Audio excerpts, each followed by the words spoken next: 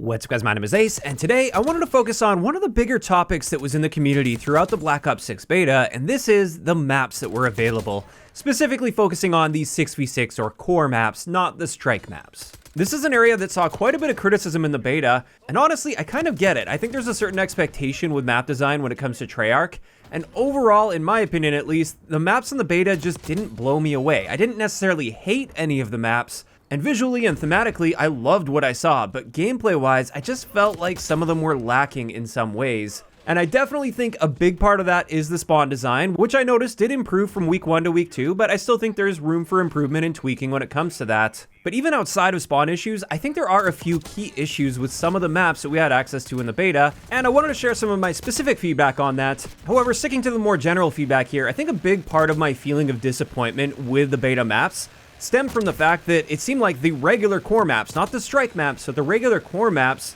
many of them felt just a little bit too small and cramped and chaotic, considering the fact that they weren't strike maps, especially when you add the on-me movement into the equation. And for me, while I don't mind playing small maps from time to time, I like the variety they offer, and I don't mind a crazy chaotic experience every now and then, my general preference for map design is more medium-sized, where you have a little bit of room to breathe, but if you want to get in the action, you want to get the fight, it's always something you can get into in a very short period of time. You're not going to have to run super far to find the fight. And I think a lot of people were experiencing this throughout the beta as well. They just felt like things were way too fast, way too chaotic, and they just couldn't keep up with everything because there was no room to breathe on at least most of the maps.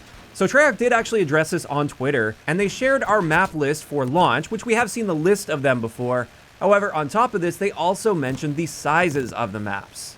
So out of the 12 core maps, non-strike maps, at launch, 8 of them are considered to be medium-sized and 4 are considered small. So hopefully that means at launch, we are going to have a little bit more room to breathe with most of the maps in the game at least. However, there are a couple key things to point out here. The first thing is there's 0 large maps stated, which is interesting. Like, I get that the community tends to lean toward the smaller size maps or the medium to small maps, and larger maps tend to not be the most popular ones. But at the same time, for variety's sake, I think it's always nice to see like 1 or 2 large maps mixed into the equation that pop up every now and then just for a change of pace. But in either case, it looks like we're at least going to be seeing mainly medium-sized maps at launch. However, another interesting thing to point out here is they consider Skyline to be a medium-sized map, not a small map. And generally speaking, after playing on Skyline, I would classify that more as a small map. I guess you could argue like medium small, but generally speaking, I'd lean more toward that being a smaller size map. Perhaps they're just looking at like the total footprint, including the multiple levels that we have access to, and when you combine all of that square footage, you're going to end up with a medium-sized map. But in my experience, at least, Skyline definitely played like a small map rather than a medium-sized map. But that's something I'm going to focus on in the next section of the video here, where I'm going to be going over some specific thoughts on each individual core map that we had access to in the beta. And let's start this off with Babylon. Honestly, as far as small maps go, I don't love playing them like 24/7 or anything, but I do like when they're mixed into the equation and I get them from time to time. And as far as small, grindy, chaotic maps go, I actually really like Babylon. I think the map design itself is very good for that map. It's just that the spawns were absolutely awful on that map, and I think those need a whole lot of tuning. I don't know if we'll ever see spawns in like a perfect state, since it is quite a small map, but they can definitely be significantly better than what we are experiencing throughout the beta. And therefore, if we're just talking about the map itself, I have no feedback on Babylon. I actually really like it. Then when it comes to Derelict, I would say after the spawn tuning that took place for the second weekend, the more I played around with it and discovered more routes and different jump spots that you could use, the more I ended up enjoying the map. I think it can definitely get a bit chaotic at times, and they do have it listed as one of their 4 smaller maps at launch. And another thing I noticed with the map is, especially in the mid-map areas, it can be really hard to control angles and sight lines properly. Like, it's hard to utilize cover effectively while ensuring that you're not exposed to several different key sight lines on the map. And that can get a little bit awkward, but I kind of learned to play around that. And I think that's an important part of maps as well, is learning how to play them, and I don't want every map to play exactly the same. So I would say by the end of the beta, I was actually liking Derelict a fair amount, but again, I still think there is room for spawn tuning here. They did get better from week 1 to week 2, but I wouldn't say that they're fully dialed in yet.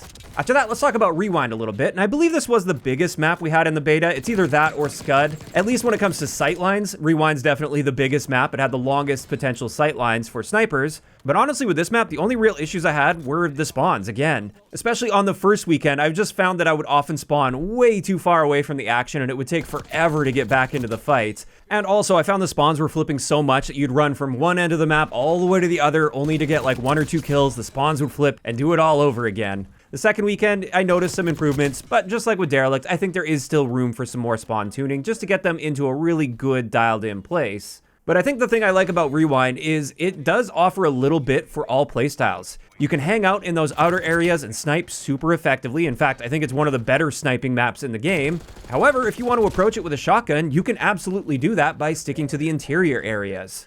So overall, while I wouldn't put Rewind as like one of my favorite maps of all time in Call of Duty, I really don't have too many negative things to say about the map. I think the map itself is quite good.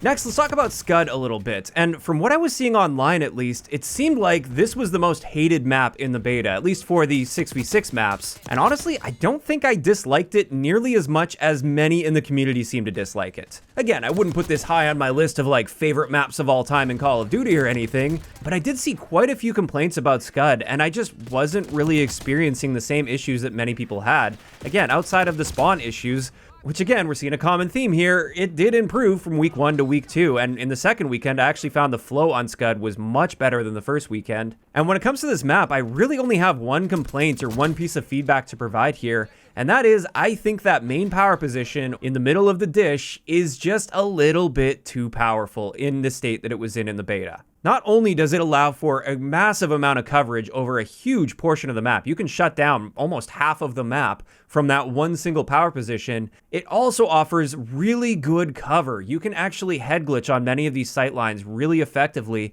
and it's very hard to fight back against you.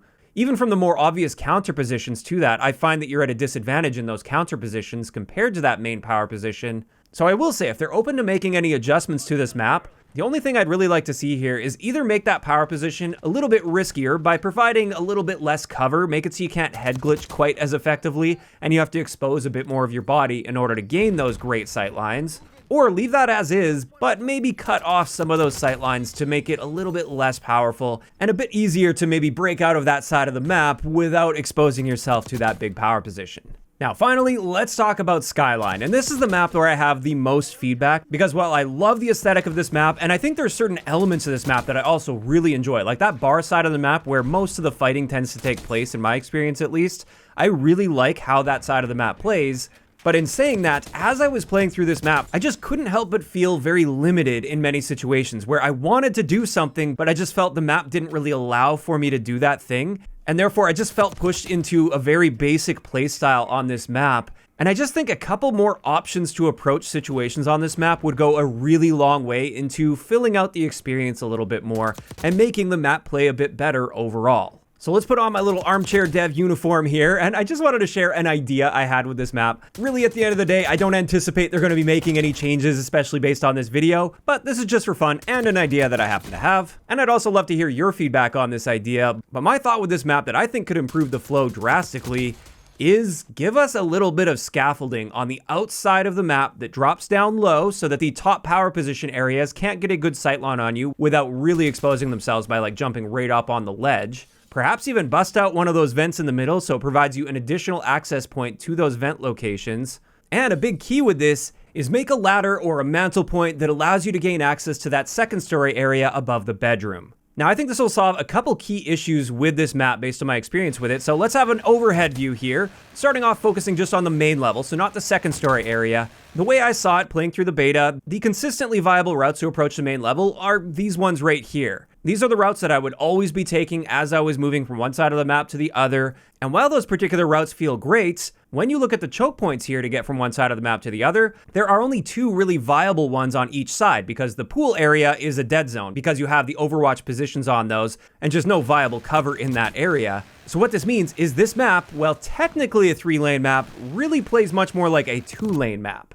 And I think that's where that feeling of limited options came in. Now, I know we also have the underground route and the upper area, which we will talk about in a little bit. But if we were to go with my idea and add the scaffolding on the outside of the map area there, that would provide an additional viable route and additional set of choke points to get from one side of the map to the other effectively. Now, I know we do have the underground route through the vent, but I consider that to be a very high risk, low reward coin flip route to take. Because once you get into those vents, there's no room to maneuver or really stack the odds in your favor, and if somebody just happens to be camping down there with a shotgun, there's really nothing you can do to combat that.